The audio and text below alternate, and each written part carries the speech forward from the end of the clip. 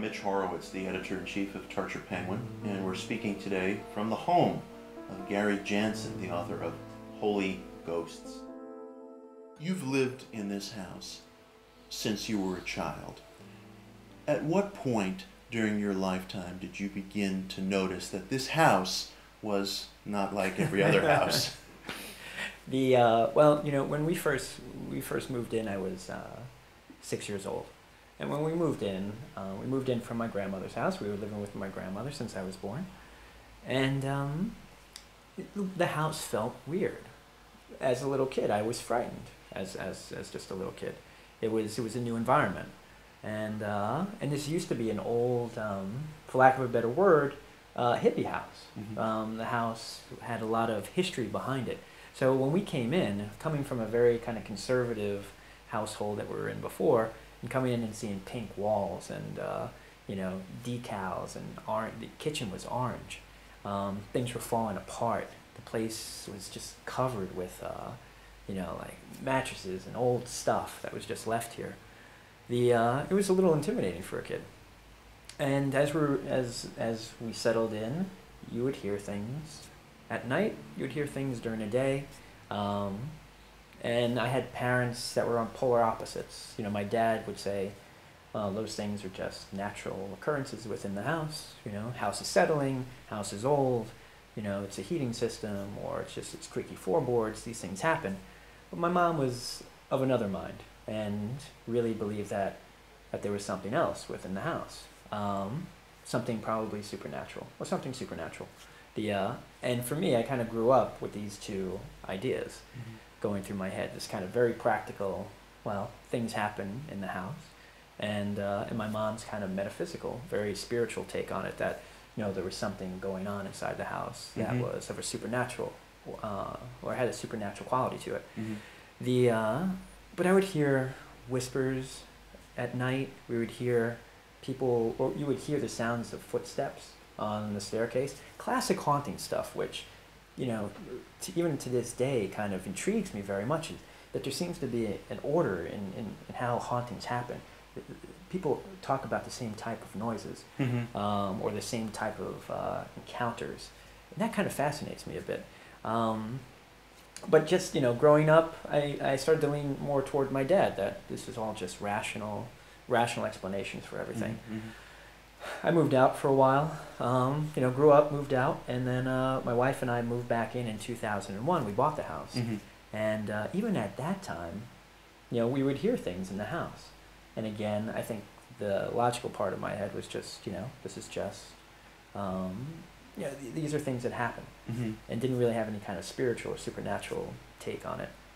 But then something really weird began to happen in 2007 that really made me it just really made me take notice of things in a way I hadn't taken notice of them before. And a lot of that had to do with just the fact that I was experiencing these physical sensations that started in my son's room. And they were the most intense, strange things I'd ever felt before in my entire life.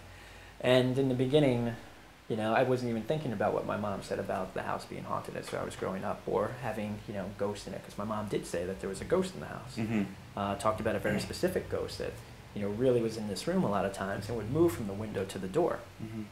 And it wasn't until, months later, as more and more things unfolded in the house, that I realized maybe my mom, was onto something mm-hmm. that I, didn't think about. Starting in 2007, what were some of the concrete physical events you experienced in the house that convinced you Mom was right? Right. A lot of things started off with just strange physical sensations. And a lot of people talk about, during hauntings, of the house getting cold or temperatures dropping. I didn't really experience that, but I really experienced a strange electrical sensation that happened only in my son's room in the beginning.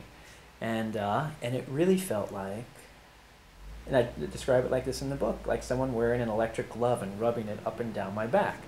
I tell people that story now, and they say, was it Michael Jackson? And I'm like, no, Michael Jackson wasn't dead in 2007. He was alive. He was alive back then. And so that, that was something that I experienced. That was a very real thing. But then, you know, it started to move away from me. My son's toys, electronic toys, cars that he had, stuffed animals that had voice boxes in them, would all of a sudden like fire off like that. And in the beginning, you thought, well, just weird coincidence, bad batteries, but it kept happening over and over and over again. And it was the same toys, and we would replace the batteries, and the batteries, you know, we'd think, oh, it's just a bad battery, but you replace the battery, and it would continue to do it. They would just fire on their own. And I think it was a Speedy Raceway was what it was called. We threw a lot of things out after after the year ended, just to kind of cleanse the place. And that thing would go off, and I would wake up to that thing waking me up in the middle of the night. So that was that. There were shadows, shadows that would move, you know, across the room from the corner of my eye. There are a couple of things I don't mention in the book. Grace actually saw a disembodied head at one point. She still doesn't know whether or not that had anything to do with it. Was it just her mind playing tricks? But she saw this head, this face, appear out of nowhere and quickly disappear. Now, is it just, you know, figment of her imagination, or was it something? We don't know. But there were strange electrical anomalies with the lights. Every Sunday there seemed to be like a brownout in the house. And there wasn't anything wrong with the electricity. It just, things would seem to be really, really dark. And another thing I don't mention in the book, my son and I both developed eczema on our hands in the same exact place. And did that have anything to do with the haunting? I don't know. But there were all these different things that happened that started to stack. And if one of them had happened, I probably would have just written it off. But they started to stack and stack and stack and stack and stack until I really became convinced that there was something else going on in the house. And at the time, I was really doing a lot of research in Christian mysticism. And I think that made me very aware of some of these things that maybe I hadn't paid attention to in the past.